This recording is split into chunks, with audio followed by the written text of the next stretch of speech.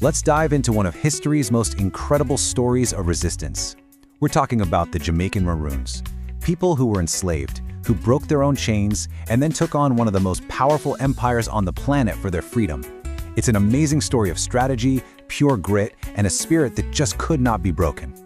So, it all really boils down to this one question, right? How in the world do you defeat a global superpower, not from a distance, but from right inside their own turf? Well, the Jamaican Maroons figured out the answer. To really get how incredible their fight was, you first have to understand what they were fighting against. We need to look at the world of colonial Jamaica, because that's the place that lit the fuse for this incredible story of defiance. You know, the word Maroon itself tells you so much of the story. It comes from the Spanish word cimarrón. Now, at first, that word was used for runaway cattle that had gone wild up in the mountains. It was only later that they started applying this same label, untamed, to the African people who refused to be broken by the system of slavery. Back in the 1600s, sugar was the oil of its day, and Jamaica was the powerhouse. The entire economy was built on these huge sugar plantations, and they ran on the brutal, back-breaking labor of enslaved Africans. But here's the key thing to remember. Resistance wasn't just some rare event, it was constant. It started the very moment people were put in chains. And just to paint a picture of the world the Maroons were escaping from, look at Port Royal. It was the main port on the island, and it was literally known as the wickedest city on earth. Think pirates, smugglers, chaos, all before a massive earthquake just swallowed most of it. This is the kind of violent, crazy world they turned their backs on to build something for themselves. Okay, so escaping was just step one, because the Maroons weren't just running from slavery, they were running towards building something new. Up in the mountains, they started creating these free, highly organized communities. They became absolute masters of their new world. And this is how they pulled it off. I mean, look at this. They weren't just a scattered group of people hiding out. They were a serious, organized force. They used the island's terrain, all those steep hills and dense jungles, as their number one weapon.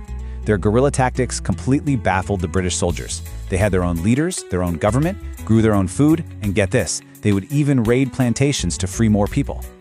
Well, you can probably guess what happened next. The British Empire could not stand having this symbol of freedom thriving right under their noses. These free Maroon communities were a direct threat to the entire system of slavery. And that, of course, led to all-out war that lasted for decades. This conflict really unfolded in two major wars. Now, the first one, well, the Maroons actually fought the British to a standstill. They forced them to sign a historic peace treaty. But decades later, things fell apart. The Second War broke out over broken promises, and this time, the ending for one group of Maroons was absolutely tragic. So who were the masterminds here? Well, let's put some faces to the names. Over in the western part of the island, you had Cudjoe. This man wasn't just a great fighter, he was a brilliant strategist and a tough negotiator. He led his people so effectively that the British Empire had no choice but to sit down and negotiate with him like he was the leader of a nation. And then, in the east, you have the legend herself, Queen Nanny. Today, she's Jamaica's only female national hero, and for good reason. She was a military genius, famous for her ambush tactics, but she was also a powerful spiritual leader. She made her people believe that they really could win. So that first war ends with a peace treaty, which sounds like a happy ending. But, and it's a big but, the peace was fragile and really complicated. And what happened after the Second War, well, it shows you just how ruthless the British would be when they couldn't win on the battlefield. All right, let's break down this 1739 treaty, because it's a huge deal. On one hand, it was a massive win for the Maroons. They got their land and they got their freedom recognized. But it came with a really painful catch. Part of the deal was that they had to agree to help the British capture any new enslaved people who tried to escape. That's a tough compromise. And this is where the story gets really dark. After that Second War, the Trelawney Town Maroons negotiated a surrender. They were promised they'd be pardoned, but the British governor went back on his word. He accused them of breaking the deal, rounded them all up under false pretenses, and forced over 550 of them onto ships. And if you want to understand the cold, cruel logic behind this betrayal, this quote says it all. Basically, if we can't beat them, we'll ship them where it snows. Think about that. They took these warriors from a tropical island and exiled them to the freezing winters of Canada. It was a punishment designed to break their spirit in a way that guns and soldiers never could. But here's the thing. Even a betrayal that cruel couldn't kill the Maroon legacy.